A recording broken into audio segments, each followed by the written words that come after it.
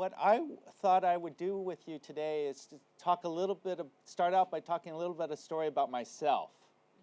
And for those of you who don't know me, before I came to Singapore, I was a faculty member at the University of California, San Francisco. So 24 years ago, I started as a pediatrician there and developed in the next few years one of the largest general practices there. Took care of a lot of the staff, many of the doctors and the nurses' children on campus. And I had the opportunity to get involved with education at the same time as I was taking care of all these patients. And UCSF is very strong in primary care as well as basic science. It's just a health science campus. It's just a medical school, nursing school, and pharmacy school, dental school. So it's a very small campus with very few faculty and no undergraduates, but it has 4 Nobel laureates. And so there was very much an academic environment at UCSF. And because of my interests in education, my chairman had asked me would I become the pediatric program director and the residency program director at UCSF, and this was about 18 years ago. And I agreed, but I agreed I only agreed if he would allow me to use education as my interest, my specialty interest, the thing that I was going to bring specially to the university. At that time, there weren't clinician educators. It's just starting, and weren't clinician educators at UCSF or in the United States. And I thought that it was a good idea if I was going to become a program director to become a clinician educator. So as the expression goes, you have to be careful what you ask for, because as despite my support of my chairman, I felt lost in my new role. I had been in education and environments at Stanford, at UCSF, University of Pennsylvania, and had extensive training as a physician, but I didn't have any formal training as an educator. And so I felt, despite being at this very academic campus, I felt not only lost, I felt like I was on a desert island by myself, without a community to support me, without a real way of being able to become better and develop this academic expertise that I had set as a goal for myself. So I had to learn education on my own.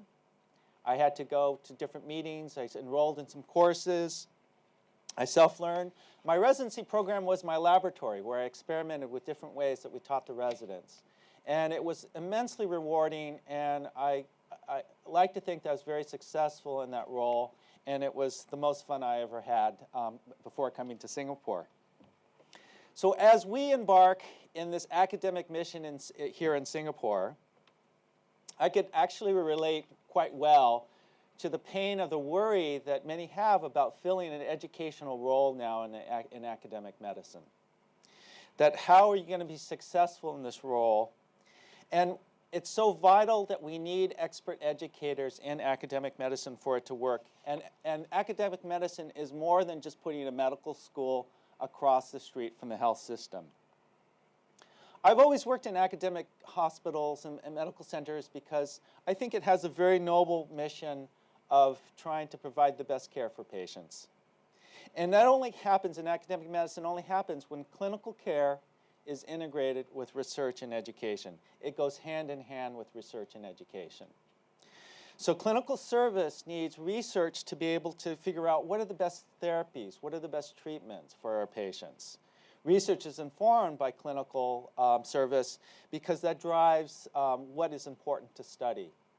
And the research drives the innovation that makes us allow us to take care of patients in a better way. So comes up with the new ways for caring for patients. But alone, research and clinical service is not enough.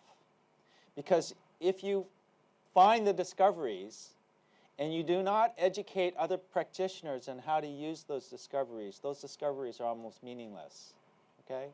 So it's a critical part of education and research with clinical service that makes academic medicine work in such powerful ways to be the best place to care for patients.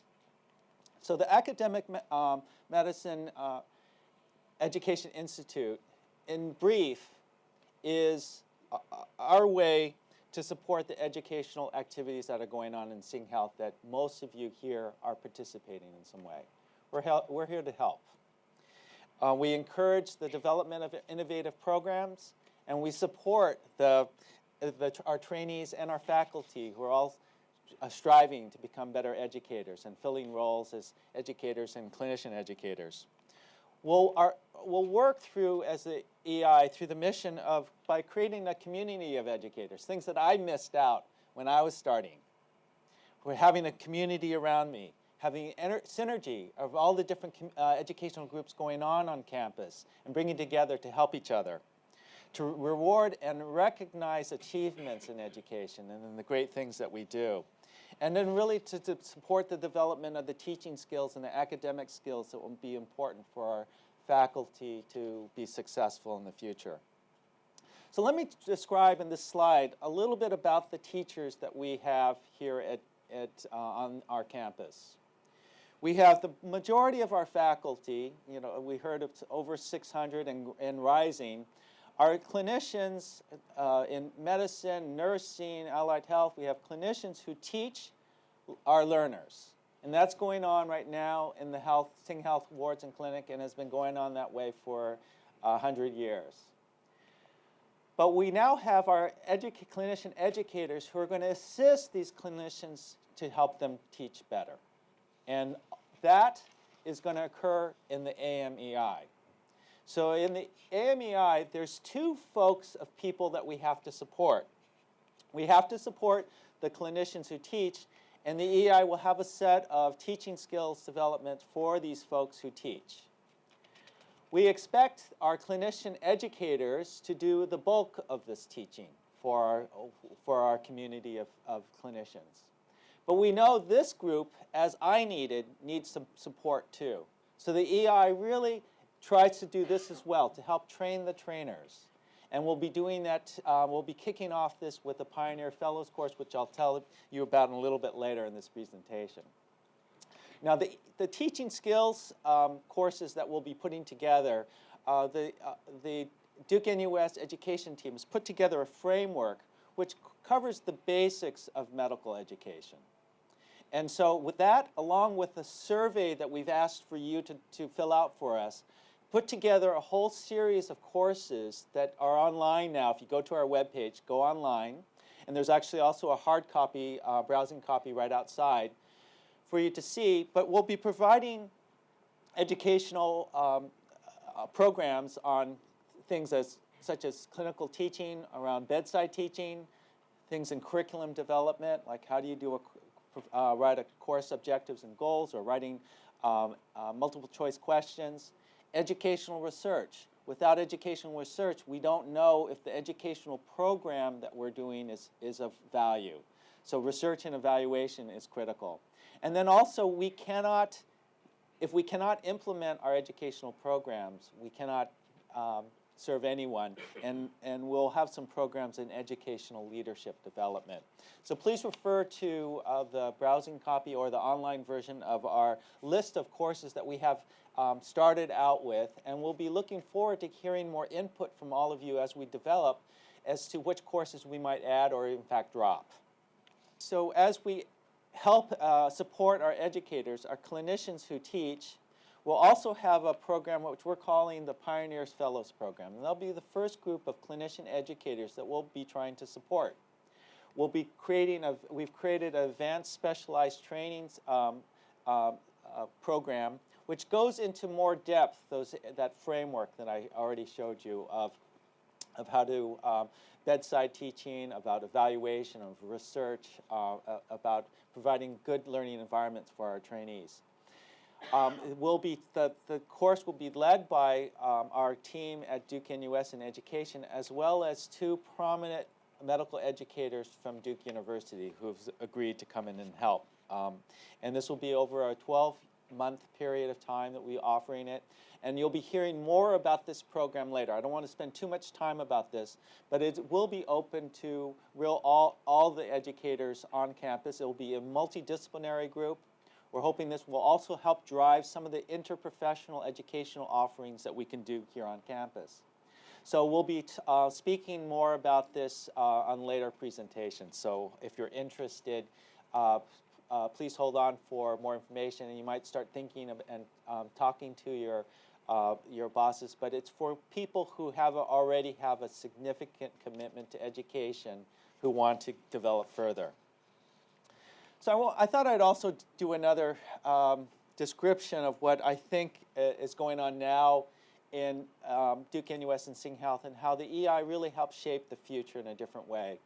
Because right now we have a lot of people who are interested in education, who are going all over the world to learn more about education in their areas, and they're coming back as better educators, and they're able to provide better education to their trainees. But with the AMEI, the idea is we will now have a program centered here on campus, where more of our faculty can have access to, because it's very difficult to send people away for programs. And therefore, we'll be able to have more people teach better here on campus. But the other thing that this allows us to have happen is that as our educators go away in different places and learn new things, as they develop in their academic careers, they now have a platform to be able to teach that to others and be able to further disseminate the things that they've learned and discovered. And the AMEI then allows us to be able to create an educational environment here that's not been possible before. It really creates that platform for our educators to be able to teach in, and for our clinicians who teach be able to learn in. I talk about this term generativity, and what that means is the idea that the generation really helps train and support future generations. It's very much a part of the medical culture, and it needs to be a part of the educational culture as well. We need to, for this educational effort to be sustainable, we need to educate our clinician educators who can then help train the next group of clinician educators, and the EI really does that. It will also serve as a way to increase the opportunities for clinician educators to develop more expertise and be able to teach courses that they otherwise would not have a platform to teach in. And all of this means that what we are doing on campus with the EI is most importantly to be able to nurture and support our educators and our future educators. So who can belong to the EI? I've already mentioned that the membership will be open to all the fields, including our medical students and trainees. So those with a special interest in education we'll be supporting right away. And then some of the benefits will be that community of educators, to be able to support each other, to be able to share research ideas and collaborate. And there'll also be innovation grants that the EI will have to be able to help promote this type of innovation. There'll be, the members will be able to participate in 3 different work groups. One group will be an advocacy work group, which will help support and reward education, including academic promotion on campus. The educational scholarship would be around research. There'll be research support to be able to help you evaluate, better evaluate the educational programs that you are already doing. And then the professional development I've already described, a variety of courses to make us be able to teach better. So in summary, what the EI will do is be a focus for education on our campus. Right now there's already so much education, so much teaching going on at SingHealth. So many different areas that we are excelling in education. And this initiative now tries to bring those groups together so we can work synergistically and we can all improve with what we've learned. And it's really, I believe, by working as a team that we'll be able to become the teachers' university in Asia, the real a program that is centered here on campus and will be able to service even broader someday past Duke-NUS and Sing Health. So the AMEI is for educators by educators, and it's this partnership with all of you that I think will be so important to be able to be success and be able to nurture our next generation of educators. And I ask you to sign up, become a member of the EI, and also participate actively in the work that we're doing, because we have a chance to accomplish something really big here on campus, and I welcome all of you to participate in the fun. So thank you very much.